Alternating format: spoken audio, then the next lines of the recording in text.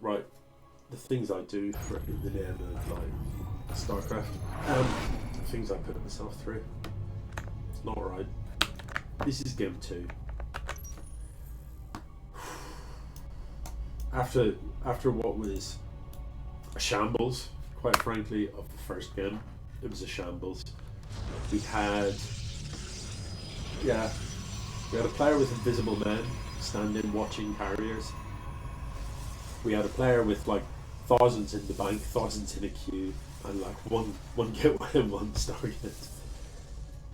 I don't know what to tell you. I don't know. We had Nexus on the wrong side of the map. There was a lot of room for improvement in the last PvP. Anyway, this is a different game, and exciting. We are not on Royal Blood. We're on Cosmic Sapphire. I like Cosmic Sapphire. There's some nice features to Cosmic Sapphire. Look at it. See the features, hills and stuff. It's got this funky sort of layout. It's an unusual. I think it's unusual. It's an unusual layout. Anyway, FallenLegion has turned up in TigerLion's base and is having a look around, and that's the right thing to do. Go and scout your opponent, see what they're doing. Come in, have a little poke about. You don't want the worker to die, because TigerLion is gonna have a bit of a workout on his own Nexus. How do you not see this? Just out of interest. Look, this is TigerLion's point of view. How does he not see that his own zealot is killing his Nexus? How do you not see that? You can see it. You can see it with your eyes. Like what? I don't know how you just allow that to happen. Just don't worry about him. He's got anger issues. He's got anger management issues. He's just working on the Nexus. Dude, don't worry, Steve. Take your frustrations out on the Nexus for a bit. It's got shoes. It'll be fine. Anyway, look, Legion is mining some gas. This is good. Has got a Twilight. I like a Twilight. A lot can be done with a Twilight. Upgrades, Charge, which is one of the best upgrades in the game, because slow zealots, a bit good. Charge zealots, a bit awesome. Blink, which is another fantastic upgrade. So you can show off your blink micro with your stalkers. I'd love for Legion to be building some workers. I'd love that. Got loads of supply, look, but no workers are being built here. Not a zip. So, the whole point of building an extra base, the reason you expand is to increase your income, and that will only happen if you actually build workers and work from it. So you do have to do that. And here we are at like 6 minutes. You should be thinking about your third. Dropping a third. And do remember that as you do that, you need to also increase your ability to produce. Quite like seriously, this is not just me ranting. This is legit, actually, how to play StarCraft. Get more money and spend it. If you don't get the more money, you can't spend it. If you get the more money but you don't spend it, well, that isn't particularly good either. So DTs are the good and bad life. They can be a bit of crap. They're invisible, and that's strong because they can't be seen. Standing right here, they're just expensive. They're just expensive. Let's have a look at them. Let's see what we can do here. I like that the DT has 2 different symbols. Look at them. They're gyrating. So livid are they? But there's 2 flavors. Some of them have got like a double-ended scythe, and some of them have got like zealoty side blades.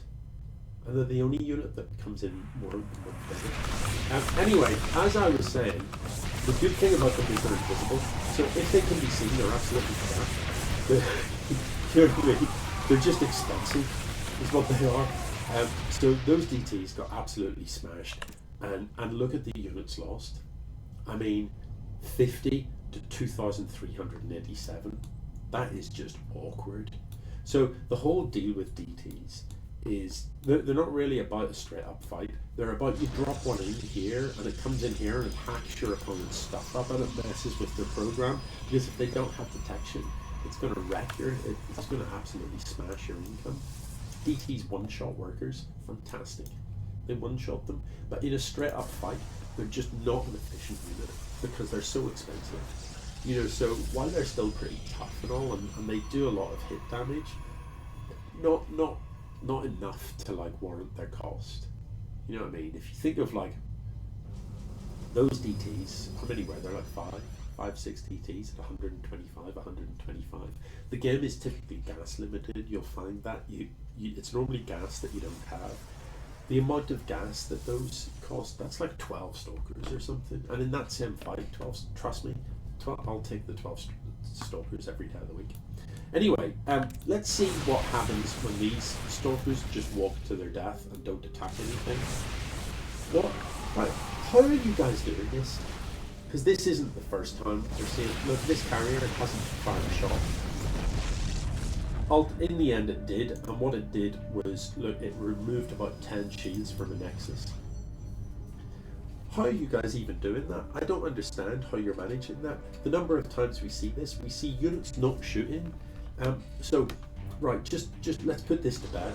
Do not, when you're attacking, don't just right click, because your units will walk to that location ignoring enemies, and if the enemies are there idle, they will shoot your units in the face as they try and walk past. So don't do that. Do not attack move a building, because if you like grab your army, grab all of these, and press A, and click that, I have pressed A, and click that Nexus, they will beeline to the Nexus, and that is the only thing they will attack. They will not rest until they are slashing away at that Nexus, which means they will walk past all of this stuff, ignoring it, in order to attack the Nexus. You absolutely don't want that to happen. So, you know, in general, win the fight with your opponent's army first, then try and kill their buildings. Like, there are times when it is worth, if you've just sent in a little hit squad, that you like, your plan might be to come in and snipe a building. Well, that's fine, but look, this guy's like, all the running about, like without shooting, is never fine. It's never fine. So TigerLion holds, and I don't even know what. Hang on. Let's back it up and find out what actually happened there, because I was too busy jabbering to actually know what was going on. Okay, army supplies are not dissimilar. Now, never attack around the corner like this, and not attack in a straight line. Look, all these units aren't attacking. Look, right. Where is he? Let's zoom in on this stalker, and let's see how long it takes him to actually fire a shot. These units are on a move command instead of actually being A moved. Still hasn't fired a shot. Still hasn't fired a shot. Still hasn't fired a shot. Finally. So that's why you've lost your entire army.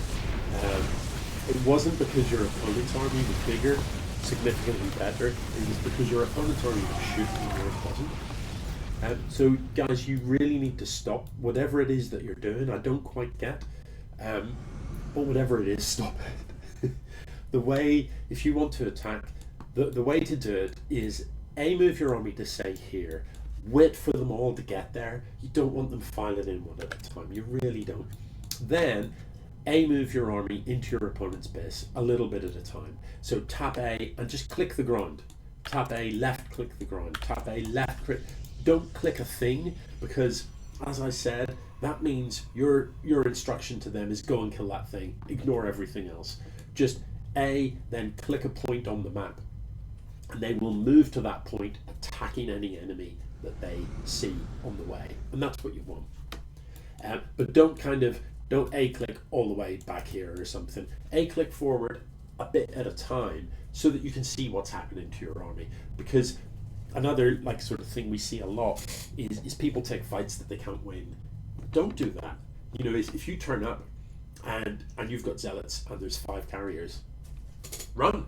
don't try to don't press forward when you're definitely not going to win, or you show up and with a little strike force, maybe you've peeled off a handful of stalkers and zealots to snipe a third, which is great. That's a great thing to do, to just run in here and focus this down with a handful of units, not your whole army, with a handful of units, just enough to kill it. Those are the only circumstances under which I would say, yes, right click the building with your units, get them to ignore the opponent, because what you're hoping to do is kill the Nexus with a disposable strike force, and know that they're not going to survive. And that's okay. If it's a whole army move in, then you should never be focusing down that Nexus, not with your whole army. What you should be doing is fighting your opponent's army. But let's say you do move in with your army and you turn up and you realize, oh, my opponent's got way more stuff than me. Well, you're not going to win that fight, so run. Don't take it. You know, don't just be like stubbornly sort of, oh, they've got loads of stuff there. Oh, this isn't going to go well. In I go. Oh, they're shooting me. No. Just be like, I tell you what, this isn't going to work. I'm going to think of something better to do, such as fly my units in round the back, use a warp prism to pick them up and drop them in here, and do a sneaky backstab rather than a full frontal assault. I'd love to see more gas being mined, loads of extra workers mining minerals, but the gas income is poor here for TigerLion. And yeah, if you're trying to build carriers, which he is, those are expensive units. They cost a lot of gas. So you do definitely need more gas. And look, there's no gas being mined here at all either.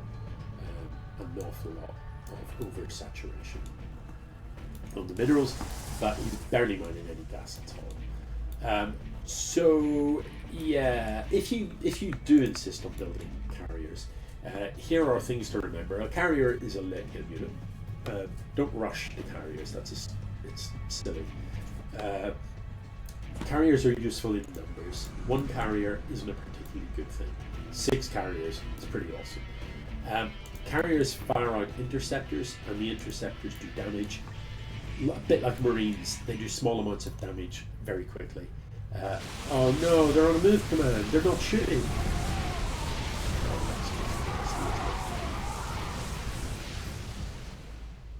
So, I give up. Anyway, carriers do like small amounts of damage quickly, so get her upgrades for them. They're really good. +1 attack, +2 attack, +3 attack, in that order. Don't worry about +1 armor. It just doesn't matter. Armor for carriers, whatever. They're massive. Look at it, 300 and 150, 450. You getting +1 armor for that? 451. Yeah, buddy. I mean, that's not how armor works, but still, I wouldn't worry about the armor.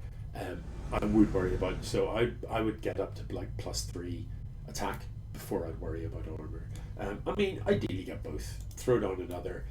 All of those upgrades are cheaper than one carrier. You know what I mean? So, I mean, individually, the first one's 100, 100. The last one's like 250, 250, or something, 250, 150 maybe. It's still cheaper than a carrier, that's for sure. So yeah, throw down another side core and get them 2 at a time by all means. But it's the attack upgrades that make more of a difference than carriers. With the armor upgrades, if you were playing against Terran and the Terran had Marines, then yeah, maybe you'd think about armor upgrades. When you're playing against Stalkers and stuff that do burst damage, then it's less of a thing. Right, let's slow it down and let's quickly take stock. 127 army supply versus 100. So this is going to depend on how this engagement goes. There are cannons, but there's no shield battery in sight. There are a lot of carriers. Now, Void Rays can do well against carriers, but you will need to shoot the carriers. What you've got to not do is let your units be distracted by the interceptors, because trying to shoot down the interceptors is an absolute nightmare. And that's what's happening here. So look, the carriers themselves have stopped taking damage. You need to right-click the carriers one at a time.